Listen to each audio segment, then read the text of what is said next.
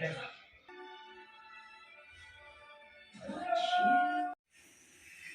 Friends, welcome to our channel. Friends ಎಲ್ಲ ಹೇಗಿದ್ದೀರಾ? ನಾವು ಚೆನ್ನಾಗಿದ್ದೀವಿ ಫ್ರೆಂಡ್ಸ್. ಇವತ್ತು ಇಂಡಿಪೆಂಡೆನ್ಸ್ ಡೇ.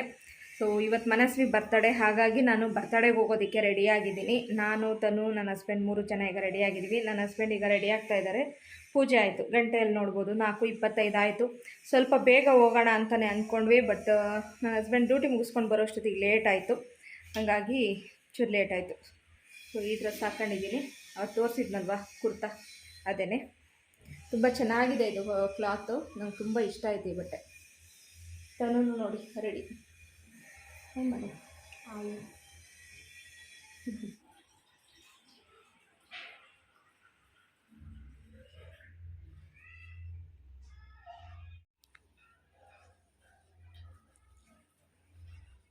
ತುಂಬ ಸುಸ್ತಾಗ್ತೀನಿ ಈ ನಡುವೆ ಫ್ರೆಂಡ್ಸ್, ನಿಜವಾಗ್ಲೂ ನೋಡಿ ಸಿಕ್ಕಾಪಟ್ಟೆ ಬೆವತ್ಬಿಡ್ತೀನಿ.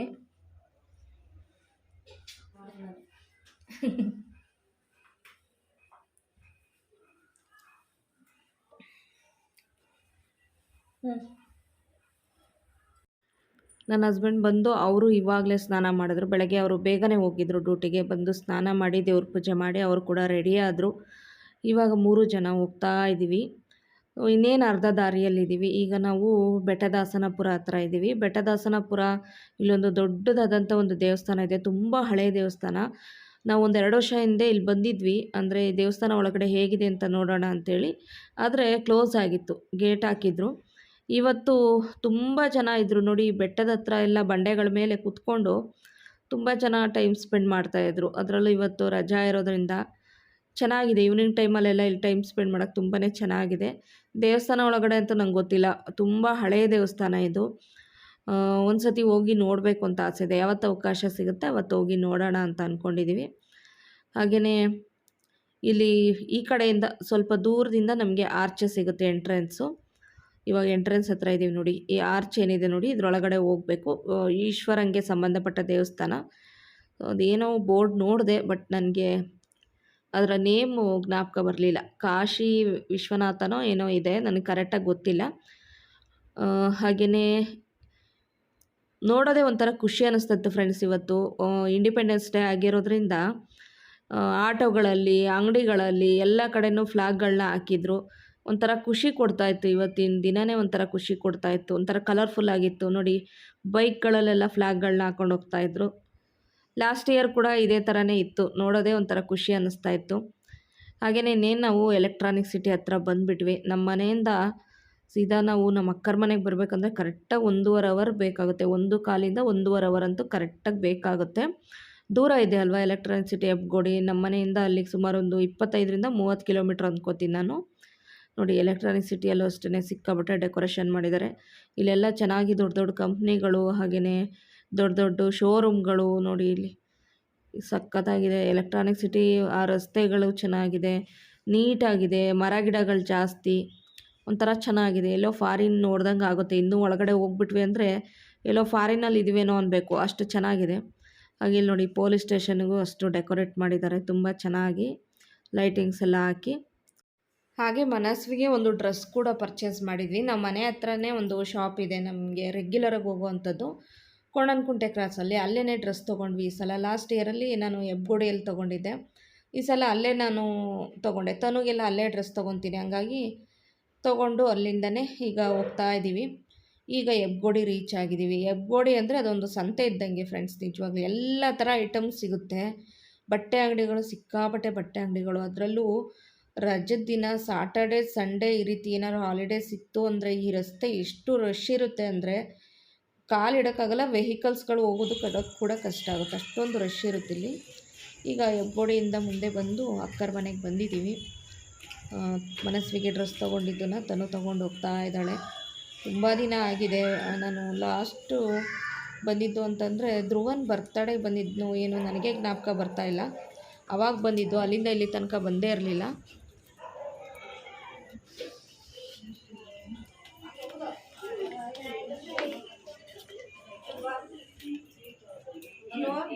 Hi hi. ರೆಡಿ ಆದಂಗೆ ರೆಡಿ ಆಗಿತ್ತಲ್ಲಪ್ಪ ಮಗು. ಡ್ರೆಸ್ ಉದ್ದ ಆಯ್ತಲ್ಲ. ಇರಲಿ ಅಂತ ತಂದೆ ಇಟ್ಟು ಸುಮ್ಮನೆ. ಇವನ್ ಬರ್ತಡೆಗೆ ರೆಡ್ ಎಲ್ಲೋ ಬಂದಿದೆ.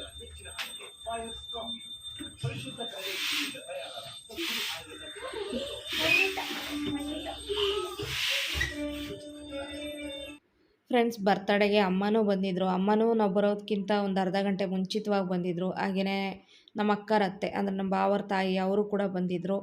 ಹೋದ ವರ್ಷವೂ ಅವರೆಲ್ಲ ಬಂದಿದ್ದರು. ವರ್ಷ ಮನಸ್ವಿ ಬರ್ತಡೆಗೆ ಇವರಂತೂ ಬಂದೇ ಬರ್ತಾರೆ. ಸೊ ಚೆನ್ನಾಗಿ ಸೆಲೆಬ್ರೇಟ್ ಮಾಡ್ತೀವಿ. ಅಂದರೆ ನಮಗೆ ಹೇಗೆ ಅನಿಸುತ್ತೆ ಹಾಗೆ ನಾವು ಚೆನ್ನಾಗಿ ಮನೆಯವರೆಲ್ಲ ಸೇರಿ ಖುಷಿಯಿಂದ ಸೆಲೆಬ್ರೇಟ್ ಮಾಡ್ತೀವಿ. ನೋಡಿ ನಮ್ಮಮ್ಮ ಅಂತೂ ಸ್ವಲ್ಪ ಸಣ್ಣಗಾಗ್ಬಿಟ್ಟಿದೆ. ನಮ್ಮಮ್ಮನಿಗೆ ಹುಷಾರಿಲ್ಲ ಸ್ವಲ್ಪ. ಅಂದರೆ ಸ್ವಲ್ಪ ನಮ್ಮಮ್ಮಂಗೆ ಹಾಸ್ಪಿಟಲ್ಗೆಲ್ಲ ತೋರಿಸ್ಕೋಬೇಕು ಅಂತಲೇ ಬಂದಿದೆ. ಹಾಗೆಯೇ ನಮ್ಮ ಮನಸ್ವಿ, ಧ್ರುವ, ತನು ಎಲ್ಲರೂ ಒಟ್ಟಿಗೆ ಇರೋದು ಸಖತ್ ಖುಷಿ ಕೊಡ್ತು ಅಂತಲೇ ಹೇಳ್ಬೋದು. ನನ್ನ ಹಸ್ಬೆಂಡು ಒಂಚೂರು ಸಣ್ಣ ಪುಟ್ಟ ಡೆಕೋರೇಷನ್ ಮಾಡ್ತಾಯಿದ್ದಾರೆ. ನಮ್ಮ ಭಾವ ನಮ್ಮ ಅಕ್ಕ ಮಾಡ್ತಾಯಿದ್ರು ನಾವು ಬಂದಾಗ. ಹಾಗೆ ಮನಸ್ವಿ ಡ್ರೆಸ್ ನೋಡಿ, ಮನಸ್ವಿ ಡ್ರೆಸ್ ಸ್ವಲ್ಪ ಉದ್ದ ಇದೆ. ನಮ್ಮ ಅಕ್ಕನೇ ಚೂರು ಲಾಂಗು ತೊಗೊಂಡ್ಬಿಟ್ಟಿದ್ದಾಳೆ. ಚೆನ್ನಾಗಿತ್ತು ಅವಳ ಡ್ರೆಸ್ಸು. ನಾನು ಒಂದು ಡ್ರೆಸ್ ತಂದಿದ್ದೀನಿ, ಲಾಸ್ಟಲ್ಲಿ ನಾನು ಕ್ಲಿಪ್ನ ಆ್ಯಡ್ ಮಾಡ್ತೀನಿ ನಿಮಗೆ. ಚೆನ್ನಾಗಿ ಕಾಣಿಸ್ತಾ ಇದ್ಲು ನಮ್ಮ ಮನಸ್ವಿ. ನೀಟಾಗಿ ಈ ರೀತಿ ಒಂಥರ ಚೆನ್ನಾಗಿ ಡ್ರೆಸ್ ಮಾಡಿದ್ಲು ನಮ್ಮಕ್ಕ.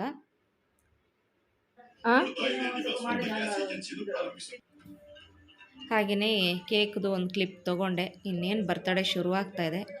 ಸೊ ವಿಡಿಯೋನ ಪೂರ್ತಿಯಾಗಿ ನೋಡಿ. 7:30 ಅಷ್ಟರಲ್ಲಿ ಕೇಕ್ ಕಟ್ ಮಾಡೋದಕ್ಕೆ ಶುರು ಮಾಡ್ಕೊಂಡ್ವಿ. ಈಗ ಅಕ್ಕಪಕ್ಕದವ್ರನ್ನೆಲ್ಲ ಕರಿತಾ ಇದ್ದಾಳೆ. ಇಲ್ಲೆಲ್ಲ ವಾತಾವರಣ ತುಂಬ ಚೆನ್ನಾಗಿದೆ. ಅಕ್ಕಪಕ್ಕ ಎಲ್ಲ ಚೆನ್ನಾಗಿ ಒಳ್ಳೆ ಕ್ಲೋಸ್ ಇದ್ದಾರೆ ಜನ. ಖುಷಿ ಆಗುತ್ತೆ. ತನು ಬೇಬಿ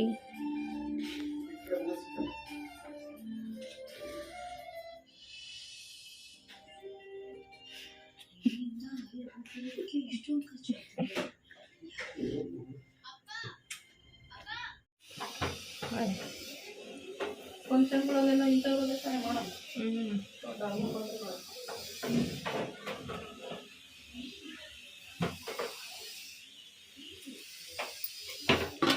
ಏನು ಚಿಕನ್ ಸಾರಾ?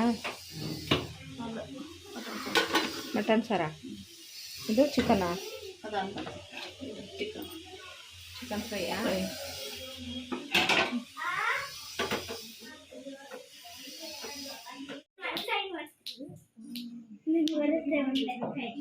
ಯಾರು? ನಾನಾ? ನನ್ನ ಮಗ ಓಕೆ. ನಾನು ನೋಡಲಿಲ್ಲ.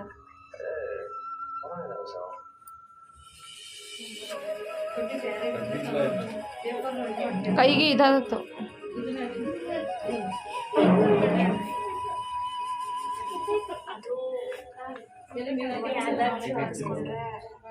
ಇನ್ನೊಂದ್ಸಲ ಸಾಗಿಸ್ಕೋಬೇಕು ಅಂತ ಹೇಳ್ತಾರೆ. Happy birthday to you Manasvi. Happy birthday to you.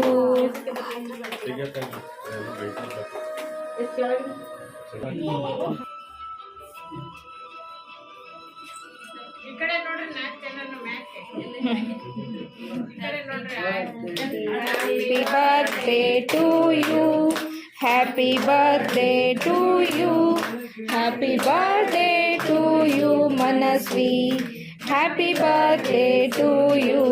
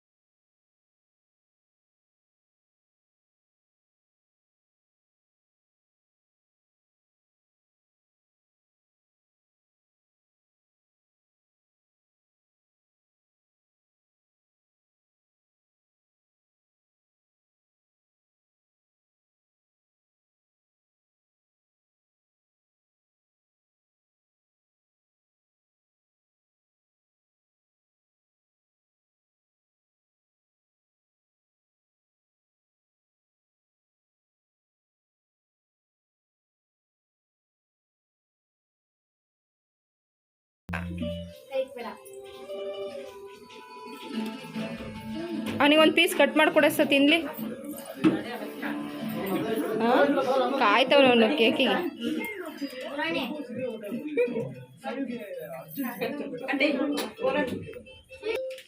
ನೀವು ಆಕ್ಟಿಂಗ್ ಯಾರ ಹತ್ರ ಕಲ್ತಿದ್ದು? ಅಮ್ಮನ ಹತ್ರ ಕಲ್ತಿದ್ದಲ್ಲ, ಕಲ್ತುಕೊಂಡಿದ್ದು. ಈ ಬ್ಯೂಟಿಫುಲ್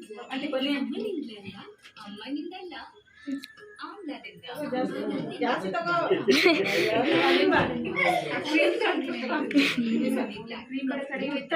ಕೂದಲಿಗಾಗಿ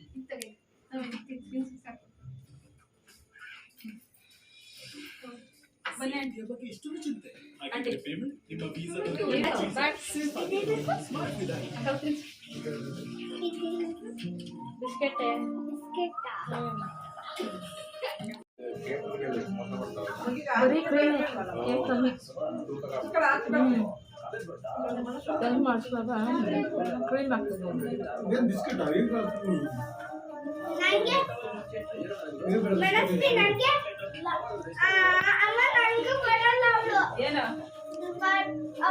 ಓಪನ್ ಮಾಡಿಲ್ಲ ಇನ್ನು.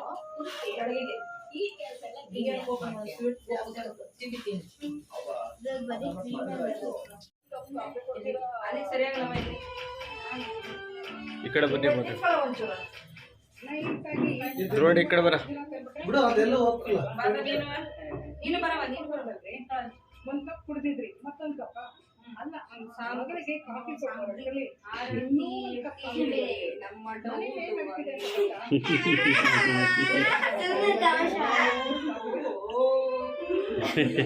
ಅಲ್ಲ ಬರೋದೇ ಒಂದ್ ವರ್ಷಕ್ಕೆ 2 ಸರ್ತಿ, ಅದರಲ್ಲೂ ಪ್ರಿಯ ಪ್ರಿಯ ಅಂತೀಯಲ್ಲ ಧ್ರುವಣಿ. ಬೆಳಗ್ಗೆ ಬೇಗ ಎದ್ದು ಅದೆಲ್ಲ ಕಿವಿಗೆ ಹಾಕೊಂಡು ವಿಷ್ಣು ಸಹಸ್ರನಾಮ ಹೇಳ್ತಾ ಇದ್ದಾರೆ.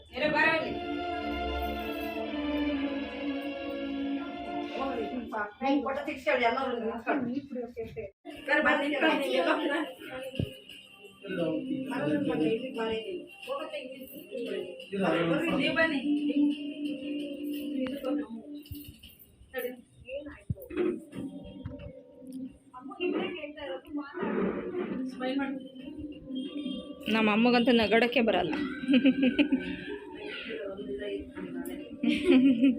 ಧ್ರುವ ಇಲ್ಲಿ ನೋಡಬೇಕು. ಹಾಂ ಹಾಂ ಆಯಿತು.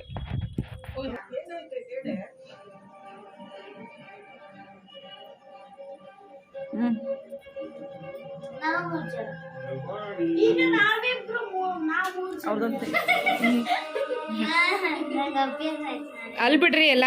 ಹಾಂ ಅಲ್ಲಿ ಬಿಡಿ ಧ್ರುವಣಿ, ನಗು. ಹಾಂ ಹಂಗೆ ಸಾಕು.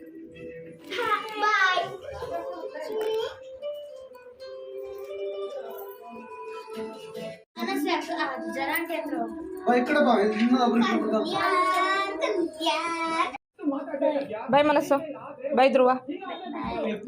ಅಮ್ಮ ಬರ್ಲಾ?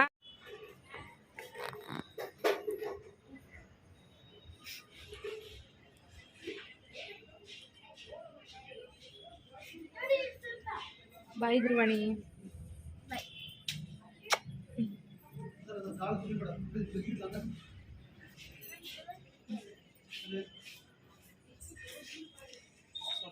ಅಕ್ಕರ ಮನೇಲಂತೂ ಊಟ ತುಂಬ ಚೆನ್ನಾಗಿತ್ತು. Mutton sambar, chicken fry. So non veg recipe ಎಲ್ಲ ನಮ್ಮ ಅಕ್ಕ ತುಂಬ ಚೆನ್ನಾಗಿ ಮಾಡ್ತಾಳೆ. ಅಲ್ಲಿ ಊಟ ಮುಗಿಸ್ಕೊಂಡು ಹೊರಟ್ವಿ. ಅಮ್ಮನ ಕರೆದೆ, ಅಮ್ಮ ಬಾರಮ್ಮ ಅಂತೇಳಿ. ಬಟ್ ಅಮ್ಮ ಇನ್ನೊಂದು 2 ದಿನ ಬರ್ತೀನಂತೆ ಅಂತ ಹೇಳ್ತು. ಸ್ವಲ್ಪ ಹಾಸ್ಪಿಟಲ್ಗೆಲ್ಲ ತೋರಿಸ್ಕೊಂಡು ಬರೋದಿದೆ, ನೋಡಬೇಕು. ನಾಳೆ ಫೋನ್ ಮಾಡೋಣ ಅಂತ ಅಂದ್ಕೊಂಡು ನಮ್ಮಮ್ಮ ಸ್ವಲ್ಪ ತರಕಾರಿ ಎಲ್ಲ ತೊಗೊಂಬಂದಿದ್ರು. ಅದನ್ನೆಲ್ಲ ಎತ್ಕೊಂಡು ಇವಾಗ ನಾವು ಸೀದಾ ಮನೆ ಕಡೆ ಬರ್ತಾಯಿದ್ದೀವಿ. ಸೊ ತನುಗೆ ಜರ್ಕಿನ್ ತೊಗೊಂಬಂದಿದ್ದೆ. ಸಖತ್ ಗಾಳಿ ಇರುತ್ತೆ ಆಟೋದಲ್ಲಿ ಹೋಗೋದಲ್ವ ಅಂತೇಳಿ ಅವಳು ಈಗ ಜರ್ಕಿನ್ ಹಾಕ್ಕೊಂಡು ಕುತ್ಕೊಂಡು ಬರ್ತಾ ಇದ್ದಾಳೆ. ಸೊ ನೈಟ್ ಟೈಮ್ ಅಂತೂ ತುಂಬ ಚೆನ್ನಾಗಿ ಎಲೆಕ್ಟ್ರಾನಿಕ್ ಸಿಟಿ ನೋಡಿ ಎಷ್ಟು ಚೆನ್ನಾಗಿ ಡೆಕೋರೇಟ್ ಆಗಿದೆ. ಇವತ್ತು ತುಂಬ ಖುಷಿ ಅನ್ನಿಸ್ತು ನಿಜ ಹೇಳ್ಬೇಕಂದ್ರೆ. ಎಲ್ಲರ ಜೊತೆ ಟೈಮ್ ಸ್ಪೆಂಡ್ ಮಾಡಿದ್ದು ಒಂಥರ ಖುಷಿ ಕೊಡ್ತು. ಹಾಗೆಯೇ ನಮ್ಮಮ್ಮನ ನೋಡಿದ್ದು ಖುಷಿ ಆಯಿತು. ಅದರಲ್ಲೂ ನೈಟ್ ಟೈಮು ಬರ್ತಾಯಿದ್ದೀವಲ್ವ ಹೊರಗಡೆ, ಅದು ಒಂಥರ ಖುಷಿ. ಎಲ್ಲರೂ ಇವತ್ತು ರಜಾ ಇರೋದ್ರಿಂದ ಅವ್ರವ್ರ ಫ್ಯಾಮಿಲಿ ಜೊತೆ ಶಾಪಿಂಗ್ ಮಾಡಿಕೊಂಡು ಜಾಲಿಯಾಗಿ ಓಡಾಡ್ತಾ ಇದ್ದಾರೆ. ನಾವು ಕೂಡ ಇವತ್ತು ನಮ್ಮ ಫ್ಯಾಮಿಲಿ ಜೊತೆ ಎಲ್ಲ ಟೈಮ್ ಸ್ಪೆಂಡ್ ಮಾಡಿ ಸಖತ್ ಖುಷಿಪಟ್ಟು. ಸೊ ಹಾಗೆಯೇ ಇವತ್ತಿನ ವ್ಲಾಗ್ ಇಷ್ಟೇ ಫ್ರೆಂಡ್ಸ್. ಈ ವ್ಲಾಗ್ ನಿಮಗೆ ಇಷ್ಟ ಆಗಿದೆ ಅಂತಲೇ ಅಂದ್ಕೊಳ್ತೀನಿ. ಇಷ್ಟ ಆದರೆ ಪ್ಲೀಸ್ ಲೈಕ್ ಮಾಡೋದನ್ನು ಮರಿಬೇಡಿ. ಹಾಗೆ ಚಾನಲ್ಗೆ ಹೊಸಬ್ರಾಗಿದ್ದರೆ ಪ್ಲೀಸ್ ಸಬ್ಸ್ಕ್ರೈಬ್ ಮಾಡಿ ಸಪೋರ್ಟ್ ಮಾಡಿ ನನ್ನ ಚಾನಲ್ಗೆ. ಹಾಗೆ ಲಾಸ್ಟಲ್ಲಿ ನಾನು ಮನಸ್ವಿಗೆ ತೊಗೊಂಬಂದಿದ್ದು ಡ್ರೆಸ್ ಹೇಗಿದೆ ಅಂತ ಕೂಡ ಅದ್ರ ಕ್ಲಿಪ್ನ ಶೇರ್ ಮಾಡ್ತಾಯಿದ್ದೀನಿ. ಆ ಡ್ರೆಸ್ ಹೇಗಿದೆ ಅನ್ನೋದನ್ನು ಕಮೆಂಟ್ಸಲ್ಲಿ ತಿಳಿಸಿ. ಮತ್ತೆ ಮುಂದಿನ ಬ್ಲಾಗಲ್ಲಿ ಸಿಗ್ತೀನಿ. Thank you for watching. Bye, take care, good night.